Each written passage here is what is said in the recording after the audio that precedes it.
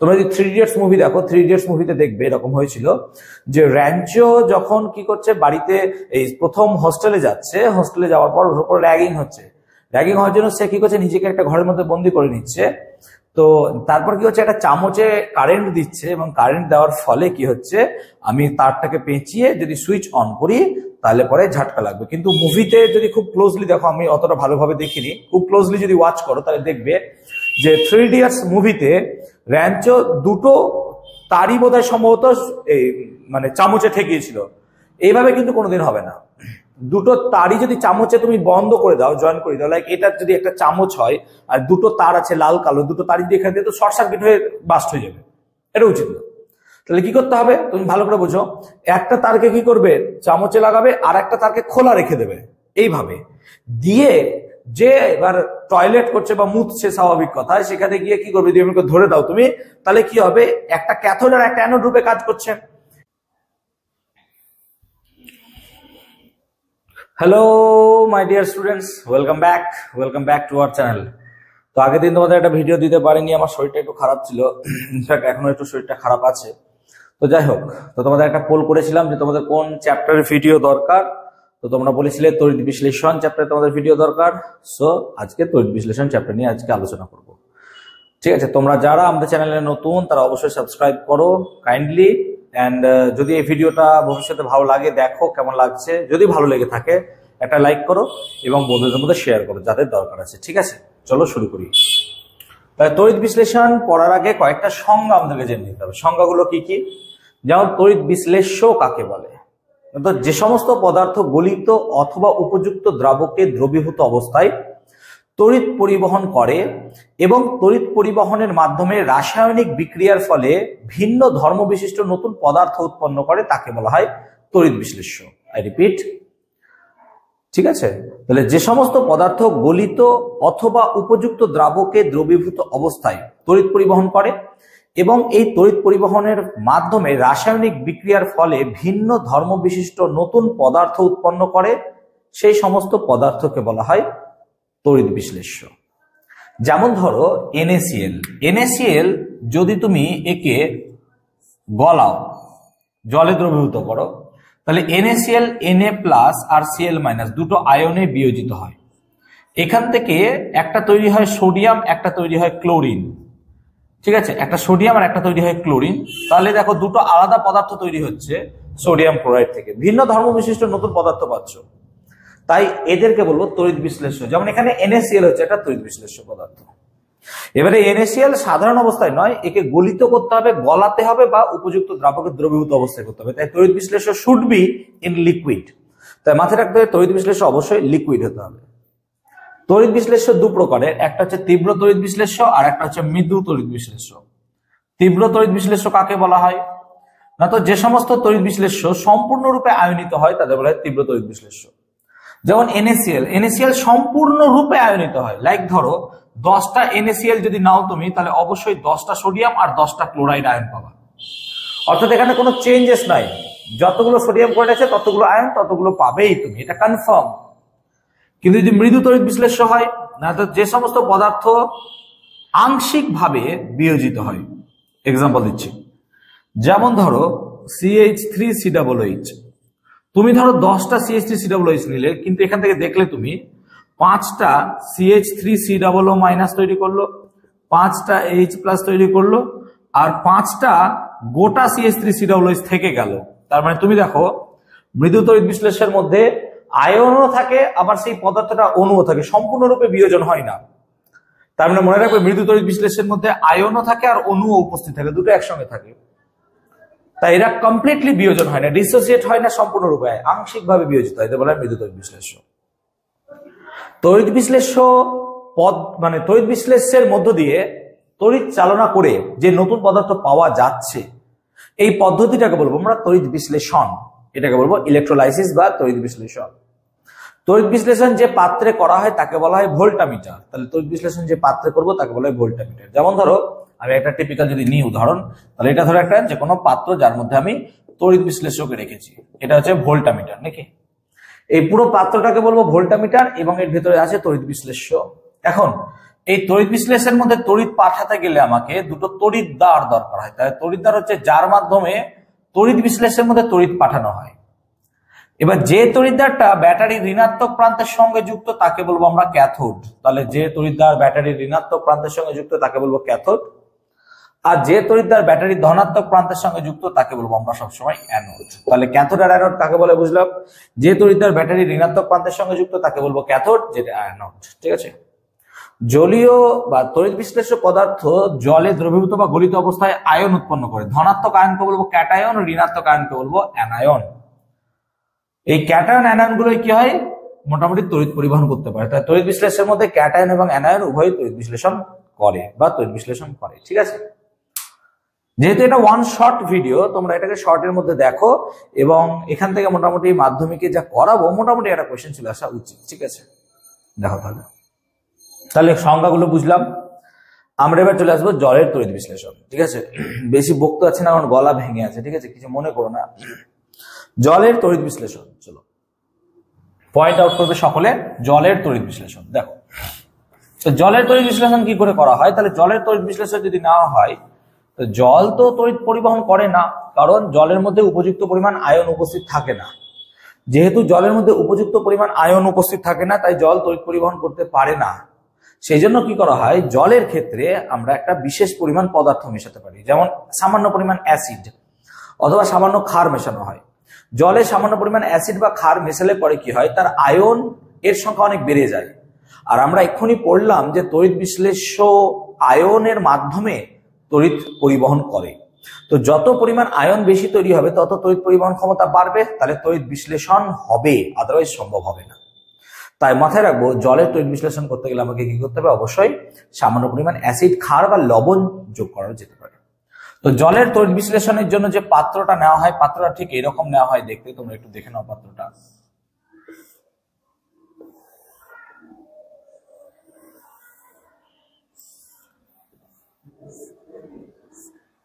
এরকম টাইপের একটা পাত্র নেওয়া হয়।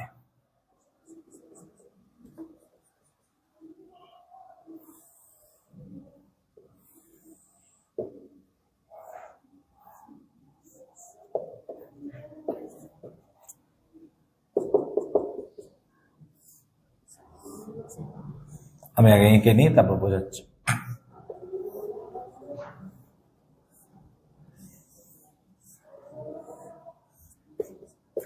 তাহলে এরকম একটা পাত্র নেওয়া হয় জলের তড়িৎ বিশ্লেষণের জন্য। এটা হচ্ছে তার ভোল্টামিটার।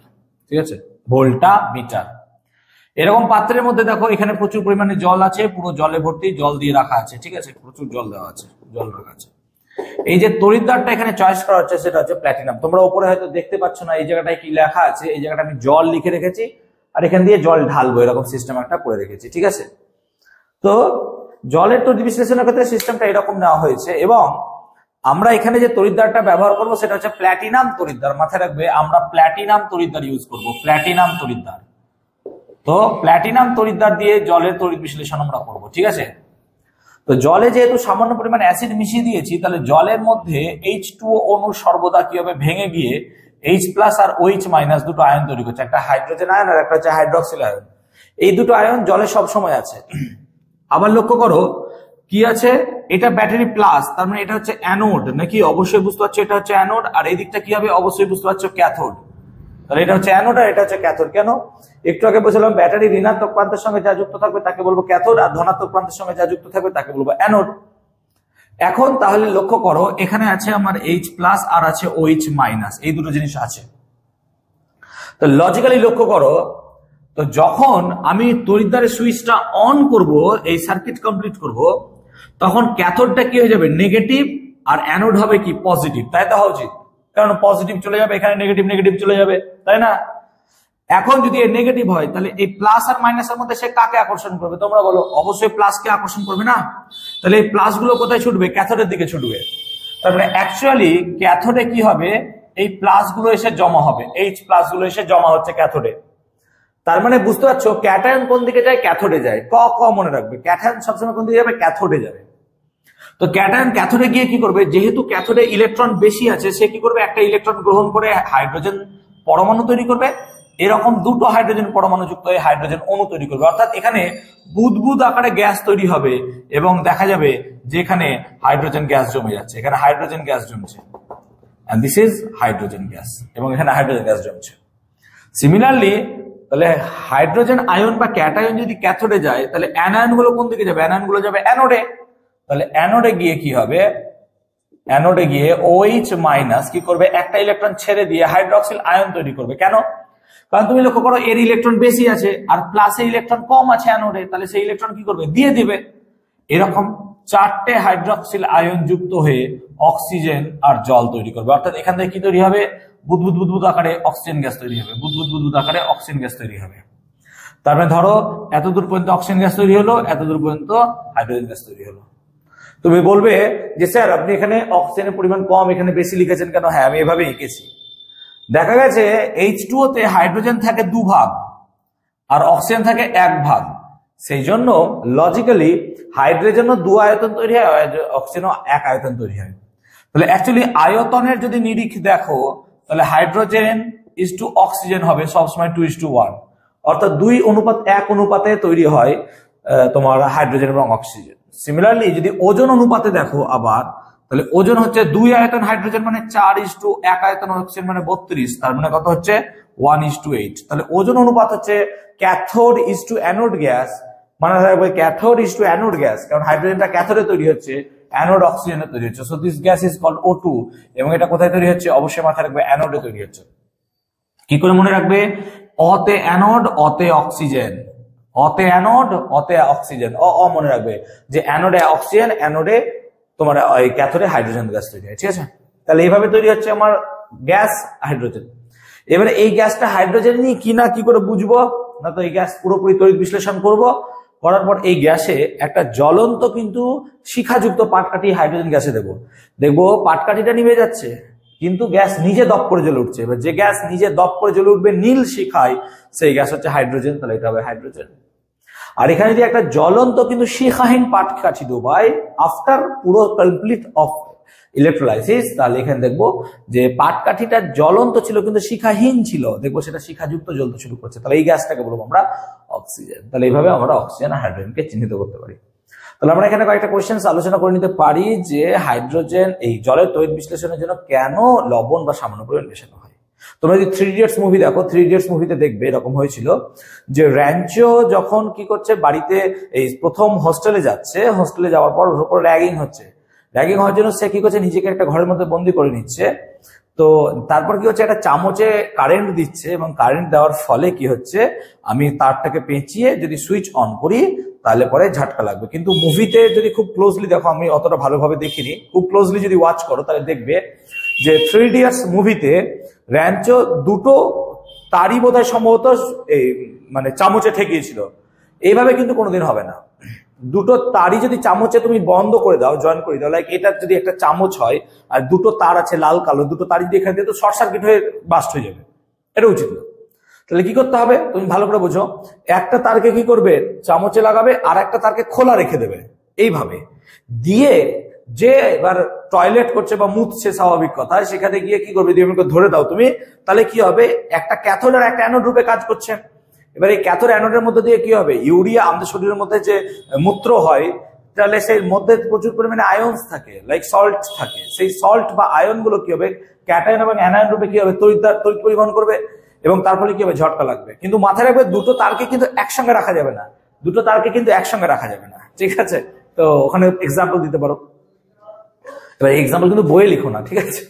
এক্সাম্পল গুলো বইয়ে লেখা যাবে না। আচ্ছা, আমরা জলের তড়িৎ বিশ্লেষণের জন্য প্ল্যাটিনাম তড়িৎদ্বারই কেন ব্যবহার করলাম?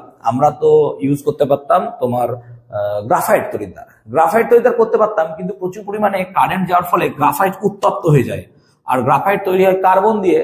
এই কার্বন কি হবে, অক্সিজেনের সাথে বিক্রিয়া করে নেবে, যে অ্যানোডে অক্সিজেন তৈরি করছে, দিয়ে কার্বন ডাই অক্সাইড তৈরি করে নেবে, যেটা আমরা একদমই চাইবো না। সেই জন্য জলের তড়িৎ বিশ্লেষণে আমরা গ্রাফাইট ইউজ করি না। So very very important question, টার্গেটের কোনো জায়গায় কোয়েশ্চেনটা হয়তো পাবে না যে কেন আমরা গ্রাফাইট ব্যবহার করি না। তো আমি উত্তরটা বলে দিচ্ছি তোমাদের, যে জলের তড়িৎ বিশ্লেষণে কেন গ্রাফাইট ব্যবহার করা হয় না। তার কারণ গ্রাফাইট কার্বন দিয়ে তৈরি, এবং কার্বন অক্সিজেনের সঙ্গে বিক্রিয়া করে কি তৈরি করে নেবে, কার্বন ডাই অক্সাইড। কেন, হাই টেম্পারেচার তৈরি হবে, এখানে বুঝতে পারছো জল গরম হবে, সেই কারণে এটা করা হয় না, ঠিক আছে? তাহলে আমরা জলের তড়িৎ বিশ্লেষণটা বুঝলাম নাকি? বুঝতে ভালো লাগছে তো? গলায় একটু ব্যথা বলে হয়তো আমার বলতে অসুবিধা হচ্ছে, তোমাদের হয়তো কথাটা হয়তো একটু রাফ কথা যাচ্ছে, কানে শুনতে অসুবিধা হবে। তো ঠিক আছে, একটু কনসিডার করো, না হয় কি করবো, শরীরটা ভালো নয়, শীতকাল তো বুঝতেই পারছো, এখন ঠান্ডা ঠান্ডা লেগে যাচ্ছে। আচ্ছা, এরপর আমরা পড়বো কপার সালফেটের জলীয় দ্রবণের তড়িৎ বিশ্লেষণ। ঠিক আছে, চলো তাহলে কপার তড়িৎদ্বারের সাহায্যে কপার সালফেটের জলীয় দ্রবণের তড়িৎ বিশ্লেষণ করি, দেখি চলো কি হয়। লক্ষ্য করো, তাহলে আমরা তড়িৎদ্বার রূপে কেমন নেব না, তো তড়িৎদ্বার রূপে সিম্পল একটা ট্যাঙ্ক নেব। ধরো একটা ট্যাঙ্ক নিলাম, ভালো করে বুঝবো, একটা ট্যাঙ্ক নিলাম, এই একটা ট্যাঙ্ক, এইটা হচ্ছে আমার কি ভোল্টামিটার। এখন এখানে নেব কপার সালফেটের জলীয় দ্রবণ। তাহলে দেখো, কপার সালফেটের যেহেতু জলীয় দ্রবণ নেব, তাহলে আয়ন রূপে আমার Cu2+ SO4 2- থাকবে, আর যেহেতু জলীয় দ্রবণ নিয়েছি তাহলে জলও থাকবে H+ আর OH-। তাহলে অ্যাকচুয়ালি 4খানা আয়ন উপস্থিত এখানে আমার কপার সালফেটের জলীয় দ্রবণে। তাহলে এখানে আমি কি করেছি, কপার সালফেটের জলীয় দ্রবণ পুরো ভর্তি করে দিয়েছি ট্যাঙ্কে। আর কি করেছি, একটা তড়িৎদ্বার নিয়েছি, এই একটা তড়িৎদ্বার, এই একটা তড়িৎদ্বার, অবশ্যই দুটো তড়িৎদ্বার নিয়েছি, এবং দুটো তড়িৎদ্বারই কি দিয়ে তৈরি, দুটো তড়িৎদ্বারই তামা দিয়ে তৈরি, কপার দিয়েই দুটো তৈরি। এবার ধরো একটাকে ঋণাত্মক প্রান্তের সঙ্গে যুক্ত করেছি, একটাকে ধনাত্মক প্রান্তের সঙ্গে যুক্ত করেছি, তাহলে এটা কি হবে, অবশ্যই ক্যাথোড, আর এটা কি হবে, অবশ্যই অ্যানোড। নিশ্চয়ই এটা আর বলতে বোঝানো হবে না আমার যে কোনটা ক্যাথোড আর কোনটা অ্যানোড। ওকে, এখন তুমি লক্ষ্য করো, ভালো করে লক্ষ্য করো, এই জায়গাটায় কি কি আয়ন আছে। তাহলে এই জায়গাটায় আছে Cu2+, আর আছে H+, আর আছে SO4 2-, আর আছে OH-। এই 4 রকমের আয়ন আছে নাকি? তাহলে যখনই আমি ব্যাটারি সুইচ অন করব, তাহলে ক্যাথোড গুলোর দিকে কারা ছুটবে, ক্যাটায়ন গুলো ছুটবে নাকি? তার মানে অ্যাকচুয়ালি ক্যাথোডে কি বিক্রিয়া হবে, ভালো করে বোঝো। তাহলে ক্যাথোডে কারা যাবে, ক্যাটায়ন। তাহলে ক্যাথোডে ছুটলো এই পার্টটা, Cu2+ আর H+, এই দুটো পার্ট ছুটলো ক্যাথোডে। কিন্তু ক্যাথোডে তুমি লক্ষ্য করো H+ আর Cu2+, তুমি একটা কথা ভাবো, হাইড্রোজেনে একদিন খায়নি, এর একটা ইলেকট্রন নেই, আর কপারের দুটো ইলেকট্রন নাই, তার মানে এই দুদিন খায়নি। তাহলে কার খিদে বেশি, কপারের খিদে বেশি। সেই জন্য কপার কি করবে, ক্যাথোডে গিয়ে আগে আগে ইলেকট্রন গ্রহণ করে নিয়ে কপার ধাতুতে তৈরি হবে। অর্থাৎ আমি এখানে বলছি যে কপার সহজে ইলেকট্রন গ্রহণ করবে হাইড্রোজেনের তুলনায়। এটাকে বলা হয় hyper voltage, concept of hyper voltage. তাহলে কোন ধাতু আগে মুক্ত হবে তার একটা সিরিজ পাওয়া যায়। তো সেরকমই সিরিজের মধ্যে Cu2+ আগে অবস্থান করছে, সেই কারণে Cu2+ আগে ইলেকট্রন গ্রহণ করবে। আবার এইভাবে ভাবতে পারো, যেহেতু Cu2+ দুদিন খায়নি আর H+ একদিন খায়নি, তাহলে যেহেতু Cu2+ দুদিন খায়নি, সেই কারণে সে আগে খাবে। তাহলে এখানে অ্যাকচুয়ালি কি হচ্ছে, কপার জমতে থাকছে নাকি, কপার জমতে থাকছে এখানে। তাহলে কপার যদি জমতে থাকে, আস্তে আস্তে কি হবে, এটা আস্তে আস্তে এটা কি হবে, মোটা হবে নাকি, এটা আস্তে আস্তে মোটা হবে। বুঝতে পারছো ব্যাপারটা? তাহলে দ্রবণ থেকে কপার গিয়ে এটাকে কি করছে, আস্তে আস্তে মোটা করে দিচ্ছে। এবার যদি তুমি অ্যানোডের কথা ভাবো, অ্যানোড, তাহলে অ্যানোডে কি হচ্ছে, এবার অ্যানোডে কারা যাচ্ছে, অ্যানোডে এই দুজন যাচ্ছে, SO4 2- আর OH-, এরা ছুটছে অ্যানোডে। এবার দেখা গেছে কপার নিজে একটা ধাতু, কপার ধাতু, আর ধাতুর ইলেকট্রন বর্জন ক্ষমতা অনেক বেশি নাকি, কপার ধাতুর ইলেকট্রন বর্জন ক্ষমতা অনেক বেশি। ধাতুর যেহেতু ইলেকট্রন বর্জন ক্ষমতা অনেক বেশি, তাই এই অ্যানোড কি করছে, অ্যানোডে গিয়ে যখন এরা ইলেকট্রন বর্জন করতে যাচ্ছে, সালফেট আর হাইড্রক্সিল মূলকের ইলেকট্রন বর্জন করার থেকে কপারের ইলেকট্রন বর্জন করার ক্ষমতা অনেক বেশি। সেই জন্য এইখান থেকে দ্রবণ হয়ে কপার থেকে Cu2+ আয়ন রূপে ও দ্রবণে চলে আসছে। লজিকটা এরকম হচ্ছে যে ক্যাথোডে গিয়ে কি হচ্ছে, কপার গুলো জমা হচ্ছে, আর অ্যানোডের কপার গুলো ভেঙে ভেঙে যাচ্ছে। কেন ভাঙছে, কারণ এই পার্টের ইলেকট্রন বর্জন করার থেকে এই কপারের ইলেকট্রন বর্জন করার ক্ষমতা অনেক বেশি। তার মানে এরকম ভাবে ভাবতে পারো, কপারে যতটা ইলেকট্রন বেরোবে বা কপার যতটা বেরোবে, ততগুলো কপার এখানে জমা হবে। ফাইনালি দিনের শেষে কপার সালফেটের দ্রবণের গাঢ়ত্বের কোনো পরিবর্তন আসবে না।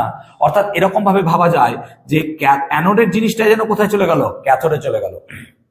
অ্যানোডের জিনিসটা কোথায় চলে গেল, ক্যাথোডে চলে গেল। ক্লিয়ার হয়েছে? এই যে এই একটা বস্তুর ওপর আর একটা বস্তুর এই তড়িৎ বিশ্লেষণ পদ্ধতিতে প্রলেপ দেওয়া, এটাকে বলা হয় তড়িৎ লেপন। এটাকে বলা হয় কি, তড়িৎ লেপন। তাহলে এই যে অ্যানোডের জিনিসটা দেখো ক্যাথোডে চলে যাচ্ছে। ফর এক্সাম্পল নিচ্ছি, ধরো ধরেন কথা মানে বলছি, সেম জিনিস নিচ্ছি, এই একটা পাত্র নিলাম, আমি ধরো তামা নিয়েছি, ধরো আমি সিলভার নিয়েছি, আচ্ছা তামা নিয়েছি, কপার, এটাকে ক্যাথোড করেছি, ক্যাথোড হচ্ছে তামা, আর অ্যানোড নিয়েছি সিলভার, এটা অ্যানোড, এটাকে আমি নিয়েছি সিলভার Ag, আর দ্রবণ রূপে আমি নিয়েছি সিলভার ক্লোরাইড AgCl। এখন সিলভার ক্লোরাইড দ্রবণ রূপে নিলে পরে কি হবে, HgCl, তাহলে দ্রবণে থাকবে Ag2+ আর Cl- নাকি এই থাকবে তো, সরি Ag+ আর Cl-, ঠিক আছে। তাহলে AgCl সিলভার নাইট্রেট নিতে পারো তুমি। এখন লক্ষ্য করো এই Ag আর Cl এর মধ্যে, তাহলে Ag হচ্ছে কি প্লাস, তাহলে সে কোথায় যাবে, ক্যাথোডে যাবে। তাহলে ক্যাথোডে কি হবে, Ag+ ইলেকট্রন গ্রহণ করে সিলভারে পরিণত হবে, এবং সিলভারটা কোথায় জমা পড়বে, এর উপর জমা পড়বে, নাকি এখানটাতে জমা পড়বে, এখানটাতে জমা পড়বে। তার মানে তামার উপর কি হচ্ছে, সিলভারের একটা প্রলেপ পড়তে শুরু করবে, তাই না। আর কি হবে, এখানটাতে Ag দ্রবণ থেকে বাইরে বেরিয়ে চলে আসবে, অর্থাৎ যতটা পরিমাণ Ag দ্রবণে আসবে ততটা পরিমাণ Ag এখানে চলে আসবে। তার মানে আমরা আলটিমেটলি ভাববো যে এখান থেকে এখানে সব চলে আসছে। তার মানে অ্যানোডে কি হবে, তাহলে অ্যানোডে উল্টোটা হবে Ag - E, দ্যাটস Ag+। তার মানে লজিক্যালি আমরা বলবো কি, তড়িৎ বিশ্লেষণ পদ্ধতিতে কোনো কিছুর উপর প্রলেপ দেওয়া, অর্থাৎ অ্যানোডের জিনিসকে ক্যাথোডে প্রলেপ দেওয়াকে আমরা বলবো তড়িৎ লেপন, তড়িৎ লেপ করছি, প্লেট করছি একটার উপর। এবং এটা বেশিরভাগই করা হয় বেশি সক্রিয় ধাতুর উপর কম সক্রিয় ধাতু। তো বেশি সক্রিয় ধাতুর উপর কম সক্রিয় ধাতু করা হয়। কেন এই তড়িৎ লেপনটা করা হয় বেশি সক্রিয়ের উপর কম সক্রিয়? কারণ বেশি সক্রিয় ধাতুগুলোর উপর কম সক্রিয় ধাতুর প্রলেপ দিলে পরে ধাতুটা অনেকদিন টেকে। এর একটা প্রকৃত উদাহরণ হচ্ছে গ্যালভানাইজেশন। তাহলে গ্যালভানাইজেশনে কি হবে, সেম জিনিস। তুমি ভাবো, আমি এখানে নিলাম লোহার বালতি, ধরো একটা লোহার বালতি নিয়েছি, ঠিক আছে, এটা লোহা দিয়ে তৈরি, আর এটা হচ্ছে ক্যাথোড, আর এখানে দিয়েছি জিঙ্ক, এটা হচ্ছে অ্যানোড, আর তড়িৎ বিশ্লেষণ নিয়েছি জিঙ্ক সালফেট। তাহলে জিঙ্ক সালফেট যদি ভাঙো তাহলে হয় Zn2+ আর SO4 2-। তাহলে এবার বলো ক্যাথোডে কে যাবে, তুমি এখানেই বুঝতে পারছো ক্যাথোডে নিশ্চয়ই এই মালটা যাবে, Zn2+ দিয়ে সে দুটো ইলেকট্রন গ্রহণ করে Zn তৈরি করবে। তার মানে এখানকার Zn গুলো এখানে ছুটছে সব, এবং বালতির ওপর জিঙ্কের একটা প্রলেপ পড়ছে। আর অ্যানোডে কি হবে না, তো অ্যানোডে Zn দুটো ইলেকট্রন ত্যাগ করে Zn2+ রূপে দ্রবণে চলে আসবে, অর্থাৎ এখান থেকে Zn চলে আসবে। তার মানে এরকম হচ্ছে গ্যালভানাইজেশন পদ্ধতিতে লোহার উপর জিঙ্কের প্রলেপ দিতে তড়িৎ বিশ্লেষ্য রূপে জিঙ্ক সালফেট নেব। তাহলে এখান থেকে একটা কথা মাথায় রাখবে, যার উপর প্রলেপ দেব তাকে নেব ক্যাথোডে। ধরো তুমি তামার উপর নিকেল প্রলেপ করবে, তাহলে তামাকে নেব ক্যাথোডে, নিকেলকে নেব অ্যানোডে। যার উপর প্রলেপ দেবো তাকে নেব ক্যাথোডে, যার প্রলেপ দেবো তাকে নেব অ্যানোডে। এবং তড়িৎ বিশ্লেষ্য রূপে যার প্রলেপ দেওয়া হবে তার লবণ, যেমন ধরো এখানে আমি কি করলাম, সিলভারের প্রলেপ দেবো, তাই তড়িৎ বিশ্লেষ্য সিলভার ক্লোরাইড নিলাম। এখানে জিঙ্কের প্রলেপ দেবো, তাহলে এখানে তড়িৎ বিশ্লেষ্য রূপে জিঙ্ক সালফেট নিলাম। তবে যদি আমি সিলভার প্রলেপ করি, সিলভার ক্লোরাইড না নিয়ে পটাশিয়াম আর্জেন্টোসায়ানাইড নিতে পারি, এটাকে বলবো সিলভার প্লেটিং। আর সোনা যদি আমি প্লেট করতে চাই তাহলে আমি নিব পটাশিয়াম অরোসায়ানাইড। তেমনি যদি নিকেল প্লেট করতে চাই, এর উপর যদি নিকেল বসাতে চাই, আমি নেব নিকেল সালফেট এর জলীয় দ্রবণ, তার মধ্যে সামান্য পরিমাণ বোরিক অ্যাসিড মিশিয়ে দেবো। তো আই থিঙ্ক বই এতগুলো এক্সাম্পল দেওয়া নাই যতগুলো ইলেকট্রোপ্লেটিং এর এক্সাম্পল আমি তোমাদের দিলাম। তাই কেমন লাগলো বলো, ভালো লাগলো এই জায়গাটা দেখতে?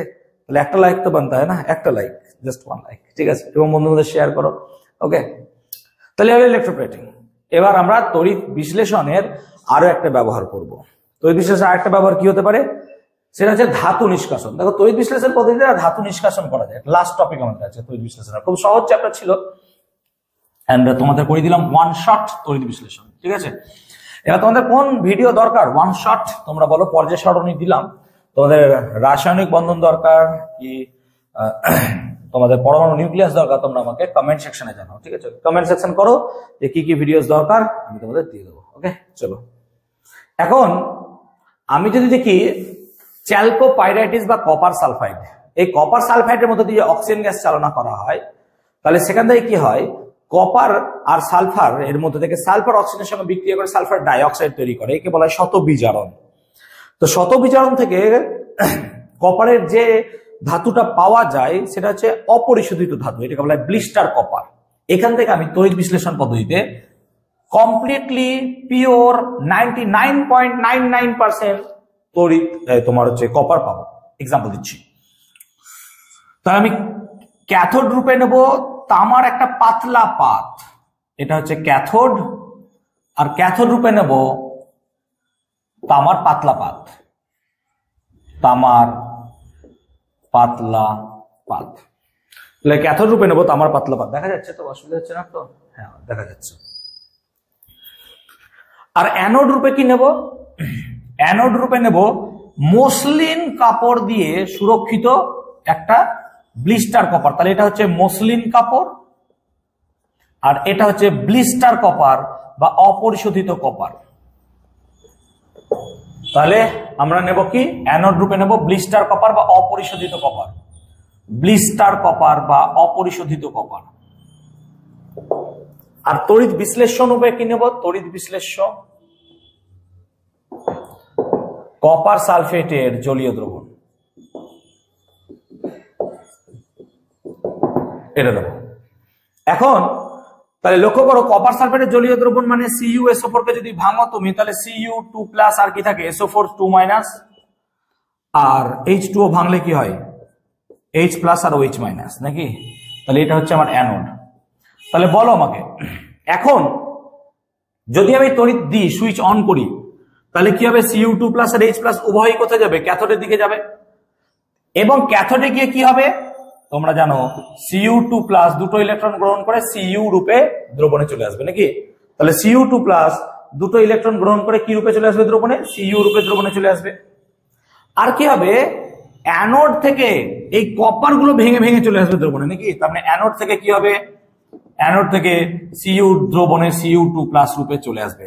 তার মানে লজিক এরকম হবে যে এখানকার জিনিস এখানে চলে আসছে, তাহলে এটা আস্তে আস্তে কি হবে? মোটা হবে। অর্থাৎ এখান থেকে আফটার টাইম দেখা যাবে প্রায় 99.99% বিশুদ্ধ কপার পাওয়া যাচ্ছে। তাহলে জাস্ট ইমাজিন করো কত সহজে পাওয়া যায়। তড়িৎ বিশ্লেষণ কমপ্লিট হয়ে যাওয়ার পর যদি আমরা এই মসলিনের কাগজটাকে নিই, তাহলে মসলিনের কাগজের তলে দেখবো কাদার মতো কিছু পদার্থ পড়ে আছে। এটাকে বলা হয় অ্যানোড কাদা বা অ্যানোড মাড। এটাকে বলা হয় অ্যানোড মাড বা অ্যানোড কাদা। এই অ্যানোড কাদার মধ্যে বা অ্যানোড মাডের মধ্যে প্লাটিনাম, সোনা, রূপা এরকম কিছু মূল্যবান ধাতু পাওয়া যায়। এই জন্য একে মসলিন কাপড়ে রাখা হয়। যদি মসলিন কাপড়ে না রাখতাম তাহলে কি হতো? দ্রবণে ছড়িয়ে যেত, তারপরে কপার সালফেটটাকে আর ইউজ করা যেত না, আস্তে আস্তে কমে যেত। এই কারণে এটাকে করা হয়। ঠিক আছে, তাহলে আশা করি কপার বিশোধনটা বুঝলাম। লাস্ট টপিক আজকের আমাদের, সেটা হচ্ছে অ্যালুমিনিয়াম ধাতু নিষ্কাশন। অ্যালুমিনিয়াম ধাতু নিষ্কাশনের জন্য একটা বড় স্টিলের ট্যাঙ্ক নেওয়া হয় এবং সেই ট্যাঙ্কের গায়ে কি করা হয়? পুরু গ্যাস কার্বনের আস্তরণ দেওয়া হয়। আর এটাকে নেগেটিভের সঙ্গে যুক্ত করা হয়, অর্থাৎ এই গ্যাস কার্বনটাই হয়ে গেল আমার ক্যাথোড। গ্যাস কার্বনটাই হয়ে গেল আমার ক্যাথোড। আর ওপর থেকে উল্লম্বভাবে কিছু গ্রাফাইট দণ্ডকে ঝুলিয়ে দেওয়া হয়। ঠিক আছে, এই আর এটা হয়ে গেছে আমার অ্যানোড। তাহলে এই গ্রাফাইট দণ্ডগুলো হচ্ছে অ্যানোড। তড়িৎ বিশ্লেষ্য রূপে আমরা নেব অ্যালুমিনা, ক্রায়োলাইট, লিখে দিচ্ছে, সংকেত লিখছি না, ক্রায়োলাইট আর ফ্লুওরস্পার। ঠিক আছে, এবার অ্যালুমিনা বা বক্সাইট তো হচ্ছে অ্যালুমিনিয়ামের আকরিক। তাহলে আমি বাকিগুলো কেন মেশাচ্ছি? দেখো, অ্যালুমিনাকে যদি গলাতে হয়, কারণ তোমাকে তো তড়িৎ বিশ্লেষণ করতে গেলে গলাতেই হবে। যদি অ্যালুমিনাকে তুমি গলাতে যাও না, প্রচুর টেম্পারেচার দরকার হয়। সত্যি কথা বলতে আমাদের দেশে এত পরিমাণ বক্সাইট বা অ্যালুমিনিয়াম আছে যে আমরা রাস্তা পর্যন্ত অ্যালুমিনিয়াম দিয়ে বানাতে পারবো, কিন্তু তাকে তৈরি করার জন্য যে পরিমাণ ইলেকট্রিসিটি দরকার সেটা নেই। সেই কারণে কি করা হয়, এর মধ্যে ফ্লুওরস্পার আর ক্রায়োলাইট মেশানো হয় যাতে গলনাঙ্ক কমে যায় এবং এর কম উষ্ণতায় গলানো হয়। গলানো হয়ে গেলে Al2O3 ভেঙে যায় কিভাবে? না তো 2Al triple plus plus 3O double minus. এদের মধ্যে থেকে ক্যাথোডে কে যাবে? তুমি বুঝতে পারছো, ক্যাথোডে 2Al ট্রিপল প্লাস যাবে। তাহলে ক্যাথোডে মানে গ্যাস কার্বনের কাছে নিচে নিচে নিচে নিচে নিচে গ্যাস কার্বনের নিচে, হ্যাঁ, ক্যাথোডে যাবে Al ট্রিপল প্লাস দুটো। সে কি করবে? 6টা ইলেকট্রন গ্রহণ করবে। কেন? দেখো, 3টে প্লাস 2 বার, তাহলে 6টা ইলেকট্রন গ্রহণ করে সে অ্যালুমিনিয়াম তৈরি করবে। আর অ্যানোডে কি হবে? অ্যানোডে 3O ডাবল মাইনাস 6টা ইলেকট্রন ছেড়ে দেবে, নাকি? দিয়ে অক্সিজেন তৈরি করবে। তাহলে অক্সিজেন গুলো আস্তে আস্তে বেরিয়ে যাবে। ঠিক আছে, তার মানে এই হচ্ছে ক্যাথোড অ্যানোড বিক্রিয়া। এই প্রশ্নটা খুব ইম্পর্টেন্ট এবছর, যে অ্যালুমিনিয়াম ধাতু নিষ্কাশনের ক্ষেত্রে ক্যাথোড অ্যানোড রূপে কি নেওয়া হয় আর তড়িৎ বিশ্লেষ্য রূপে কি নেওয়া হয়। Very important, anode মাড very important. তো দেখো, ইম্পর্টেন্ট পার্টগুলো আজকে আমি তোমাদের এই চ্যাপ্টারে আলোচনা করে দিলাম। কেমন লাগলো ওয়ান শট ভিডিও? আশা করি ভালো লাগলো। আবার নেক্সট একটা কোনো টপিকে তোমাদের সঙ্গে দেখা হবে। সকলে ভালো থাকো, সুস্থ থাকো এবং একটু ভগবানের কাছে দোয়া করে যেন আমার গলাটা ঠিক হয়ে যায়, তাহলে আরো ভিডিও বানাতে পারি। ঠিক আছে, ওকে, চলো, সকলে ভালো থাকো, সুস্থ থাকো, ভালো করে পড়াশোনা করো। ঠিক আছে, পরে কোনো একটা ভিডিও দেখাবে। টাটা।